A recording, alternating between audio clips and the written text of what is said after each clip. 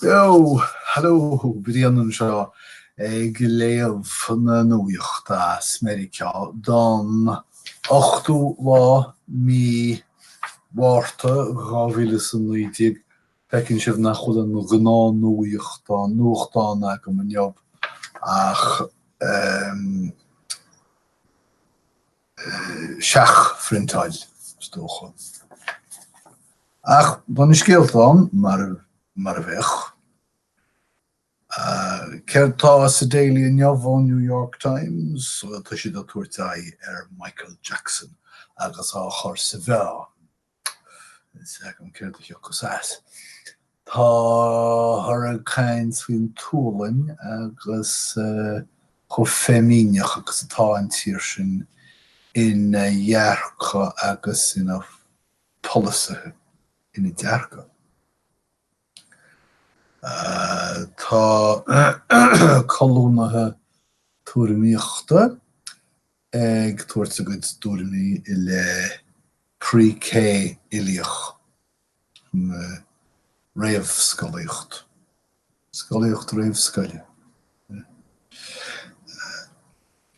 Tá an tuairiscáil Fostaíochta tá cuisteach agus buí an tuairiscáil bhfuil le míonaí fada nús. Tá riant tátal le bainteas ina measc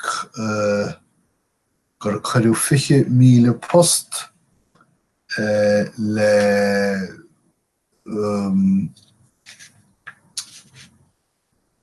insna stáitiantaithe mí feabhra. Ach ní chúis glamhsána é, tá Fostaíochta siúl le 100,000 anús. Ach tá réadúlacht le tuairt snáirimh freisin. Tá hísliú le feiceáil I Fostaíocht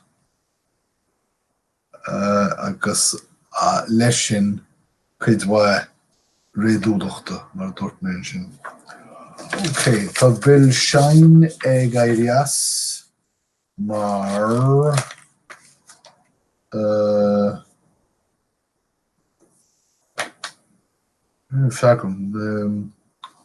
sort of person meán a bheith Donald Trump. Bhí sé na huachtarán Fox News agus tá sé anois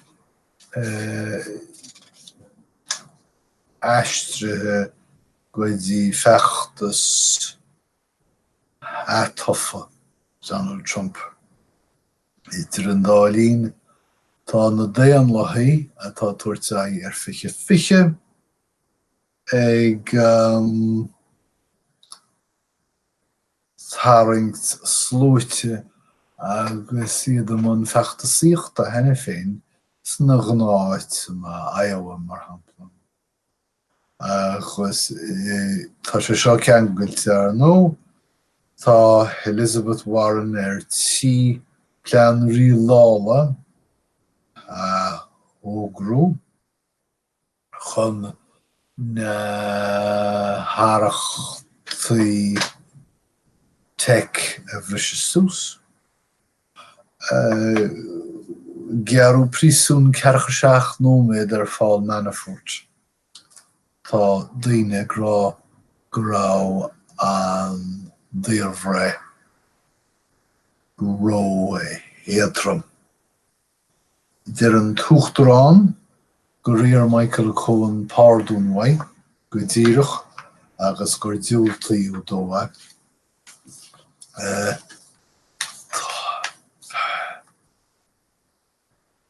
Tugtar le tuiscint go bhfuil Trump ag rá seo chun creadúnacht an uasal Cohen chun bán bhaint den creadúnacht sin agus tála faoi.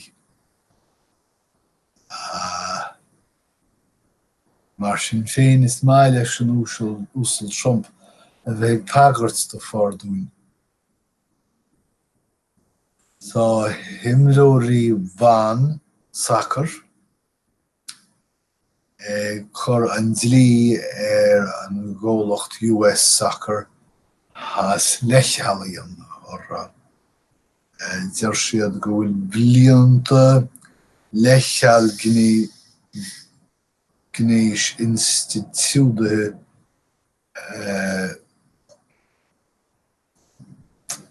tar éis tarlú bu US soccer. Géirú is seo chroid leanúnach faoi chormas páie.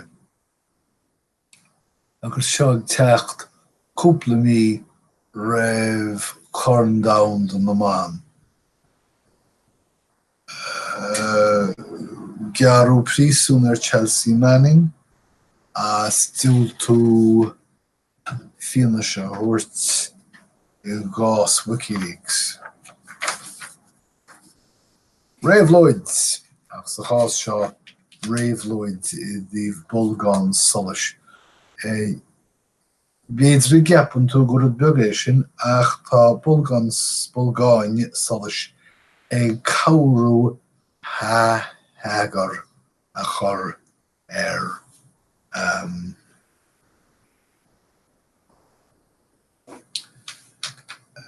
geile chur Meiriceá agus cruth nua chur Tá Facebook tar éis an smuoine bheith bear tú fear to face Snapchat a ghuid nílas agam cad é níor bheanam ach an ceanlíne. Well, tá a New York Times ag leannacht len chláraibbre fémíneach féin le scéal faoi chultúr Nepal. Ní duine seachan do mé is an teitl tá mo chósaí tacaí sin I méid.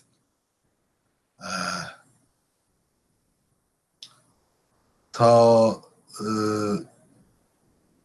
cailíní sa Nepal Tuairisce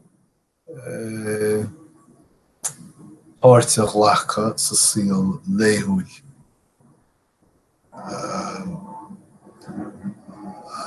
Agus tá sin labhairt amach faoi náirú místa faoi dheire. Sin téarma nach bhfuil ag mór an caintear I Gaeilge dearan na chaisteach sin. Tháinig mo chósaí, tá mo chósaí tacaí, tá an vísta orm, tá mé mo chósaí. Agus ceann deas as tíochan an film, tá mo cnúthachaí orm. Cad iad na cnúthachaí seán is léir bheasanna. Tá cnúsach profílinnaí tuairiscithe agus léir bheastóireachta ó Janet Malcolm fáil I leabhar scosúil dar bhanam Nobody's Looking at You. Cheart Guardian I gcathair nuamhrach a leagam. Well, an féidir Guardian a leagam. Sin an sé term focail leagam tá ag na folklórí bulldoze. Ach sin fuirgnimhte an agus ní Guardian. Shreabha Orbert. Cé nach mailim an terma as a bhíúsáid. Ach cheart an Guardian seo scrisa tócha a scrisa.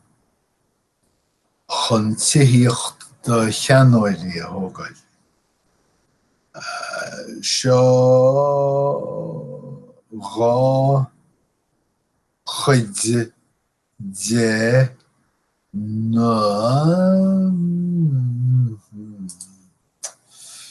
focail in is chaim mé lorg sa bhoclair.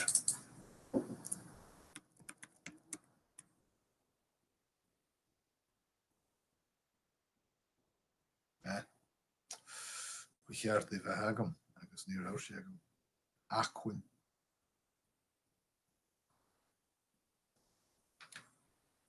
Seo ráiteán de na hacuin is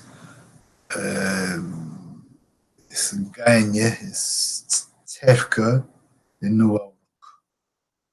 Tuairisc agus Gardaí.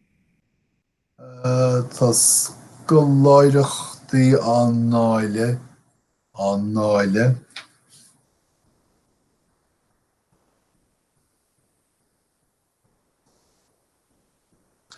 ag the New York Times de riine a chuine orthb trí chruatan chun rudaí do chreidse dhéanamh. Well, chuine Gail King Stúamit I féin agus I chur R. Kelly faoi Hagalh. Tá teach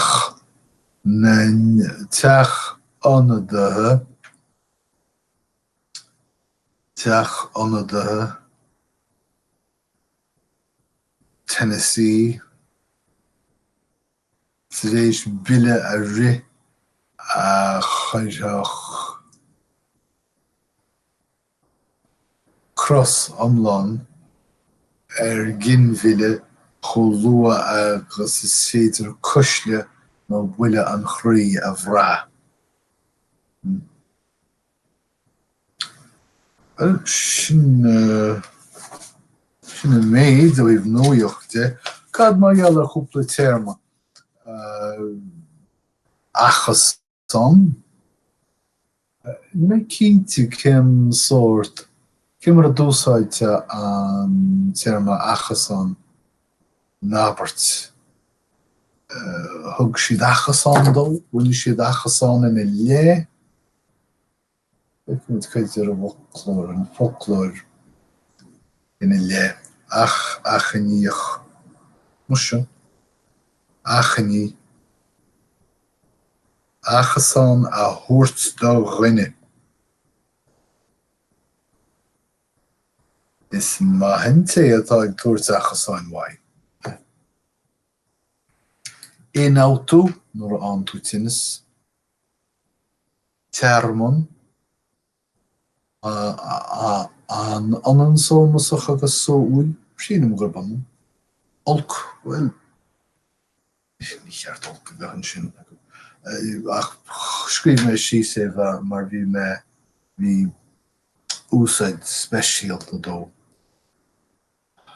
Ní hanan homíthóir agus dúchláin ní go bailach ach dá úsáid as an dáhacail.